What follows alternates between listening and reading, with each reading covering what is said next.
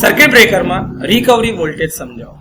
તો કે જે સર્કિટ બ્રેકરમાં કોન્ટેક્ટ જ્યારે એકબીજાથી અલગ થાય, એટલે કે મૂવિંગ કોન્ટેક્ટ જે છે આ તમારો ફિક્સ કોન્ટેક્ટ છે, એનાથી મૂવિંગ કોન્ટેક્ટ જ્યારે અલગ થાય છે ત્યારે એ બેની વચ્ચે આર્ક ઉત્પન્ન થાય છે.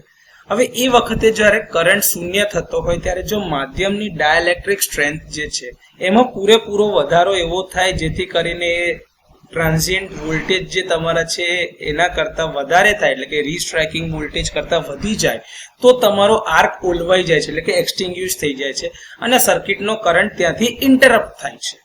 હવે જ્યારે કરંટ આમાં ઇન્ટરપ્ટ થાય છે ત્યારે કોન્ટેક્ટ જે હતા તમારા બે વચ્ચે જે છૂટા પડેતા મૂવિંગ અને ફિક્સ કોન્ટેક્ટ, એની અક્રોસમાં જે વોલ્ટેજ મળે છે એમાં હાઈ ફ્રીક્વન્સી ટ્રાન્ઝિયન્ટ કમ્પોનન્ટ ઉત્પન્ન થાય છે, જે બહુ થોડાક સમય માટે જ હોય છે અને પછીથી એ ડેમ્પ આઉટ એટલે કે સબસાઇડ થઈ જાય છે, એટલે કે ડાય આઉટ થાય છે.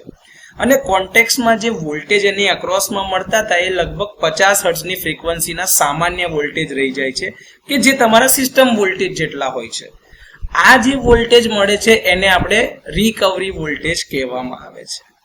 જ્યારે સર્કિટ બ્રેકરમાં આર્ક સંપૂર્ણપણે ઓલવાઈ જાય ત્યારે સર્કિટ બ્રેકરના જે કોન્ટેક્ટ્સ વચ્ચે મળતા અથવા તો એના અક્રોસમાં જે મળતા વોલ્ટેજ સામાન્ય 50 હર્ટ્ઝની ફ્રીક્વન્સીના જે વોલ્ટેજ મળશે તેને રિકવરી વોલ્ટેજ કહેવામાં આવે છે અને એનું મૂલ્ય લગભગ સિસ્ટમના વોલ્ટેજ જેટલું જ હોય છે.